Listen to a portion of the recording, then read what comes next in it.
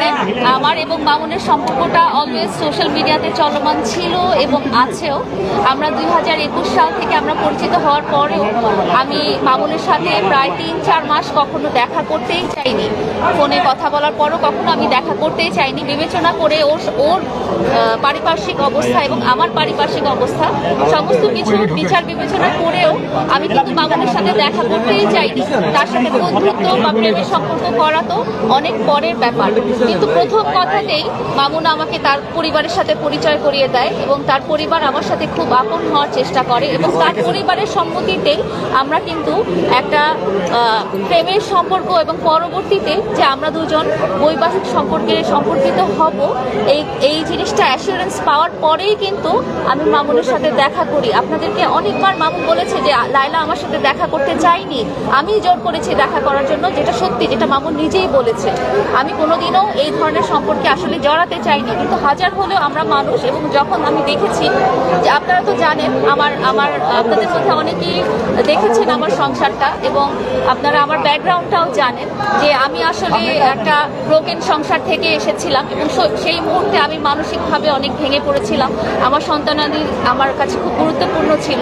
তো এই একটা ট্রানজিশন টাইমে যখন মামুন এবং মামুনের মা স্পেশালি এবং তার পুরো পরিবার যখন আমার প্রতি সহানুভূতিশীল হলো এবং আমার সমস্ত পরিস্থিতি পরিবেশ জেনে তারা যখন এই বিয়ের সম্পর্কটা কথা বলতে থাকলো এবং যখন দেখলাম যে তাদেরও আমার সমস্ত ব্যাকগ্রাউন্ড জানার পরও এবং আমার অবস্থান জানার পরও তারা তাদের ভালোবাসা বা তাদের যত্ন কেয়ার এই সমস্ত অব্যাহত থাকছিল, তখনই আমি আসলে তার সাথে একটা সম্পর্কে জড়াতে রাজি হই। পরবর্তীতে যেহেতু আপনারা জানেন যে মামুনের থাকার অবস্থান প্রবলেম হচ্ছিল ওর বিভিন্ন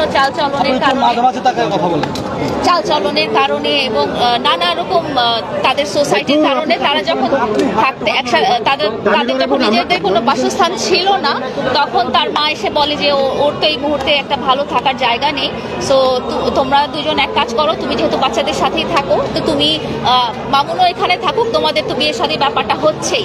যেহেতু পরিবারের কাছ থেকে এবং আমার ভালোবাসার মানুষ মামুনের কাছ থেকে আমি এই আশ্বাসটা পেয়েছি।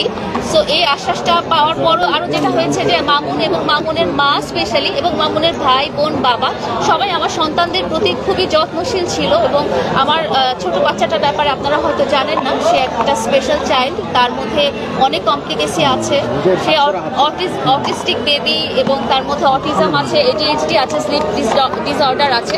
সো মামুন এবং মামুনের মা এবং তার পুরো পরিবার আমার বাচ্চাটার প্রতি খুবই যত্নশীল দেখিয়ে আমার দুর্বল স্থানে আসলে তারা জায়গা করে নিয়েছে। তারা বুঝেছেন যে একটা মায়ের কাছে একটা সন্তানের মূল্যটাই আসলে অনেক বেশি। তারা যখন সন্তানটাকে কেয়ার করতে পারবে, যত্ন করতে পারবে, আদর ভালোবাসা করতে পারবে, তখন কিন্তু তারা আমার মনটা পুরোটাই জয় করে নিয়েছে। প্রশ্নটা পরে পুরোটাই জয় করে নিয়েছে। তারপরে যখন আমরা একসাথে থাকা শুরু করি তো তখন আমি ওকে বলি যে আসলে এইভাবে আমরা একসাথে থাকতে পারি না, যদিও তোমার মা আমার বাসায় অবস্থান করছে তারপরেও আমরা আসলে একসাথে থাকতে পারি না। তখন আমাকে উদাহরণ দেওয়া হয় যে মামুন যেহেতু একটা ভালো সোসাইটিতে চলে আসছে এবং তোমার যেহেতু ফিনান্সিয়াল এবং সোশ্যাল একটা ব্যাকআপ পাচ্ছে, তো এই ব্যাকআপটার জন্য সে আসলে সারা জীবন ওয়েট করেছিল এবং বিভিন্নভাবে সে উপরে ওঠার চেষ্টা করছিল। এই ব্যাকআপটার জন্য আসলে ও ফোকাস করছে যে নায়ক শাকিব খানের মতো হবে এবং তোমরা দেখেছো যে নায়ক শাকিব খান কিন্তু কখনো বিয়ের কথাটা প্রকাশ্যে আনেনি। মামুন যদি এখন নায়ক শাকিব খানের মতো সে যদি বিয়ে করে ফেলে ভাবে বা বিয়ের ব্যাপারটা প্রকাশ্যে আসে, তাহলে তার ভবিষ্যৎটা অন্ধকার হয়ে যেতে পারে, কারণ তার একটা বড় ফ্যান বেস হচ্ছে মেয়েরা এবং তার মানে আছে যে সম্ভাব্য সে সিনেমা করবে এবং কতজন প্রডিউসার ডাইরেক্টরের সাথে আমি নিজেও কথা বলেছি। তো এই ব্যাপারটা আসলে তখন দর্শকপ্রিয়তা হারাবে। তো তুমি তার সহযোগী হিসেবে, সহধর্মিনী হিসেবে কখনোই চাও না, তুমি সবসময় বলে এসেছো যে মামুনকে সামনে রেখে এসেছো এবং বলেছো যে তার ক্যারিয়ারটা তুমি ঠিক মতো যাতে প্রস্ফলন ঘটে সেইভাবেই তুমি সাহায্য করবে। তো তুমি এখন বিয়ের ব্যাপারটা কিছুদিন স্টপ রাখো। এভাবে যেভাবে হচ্ছে তো একসাথে থাকার কারণে আসলে মামুন নানা রকম ভাবে আমাকে সিডিউস করতে পেরেছিল এবং সবচেয়ে বড় কথা আমি বলেছি যে আমার সন্তানদেরকে তারা সে সিডিউস করতে পেরেছিল।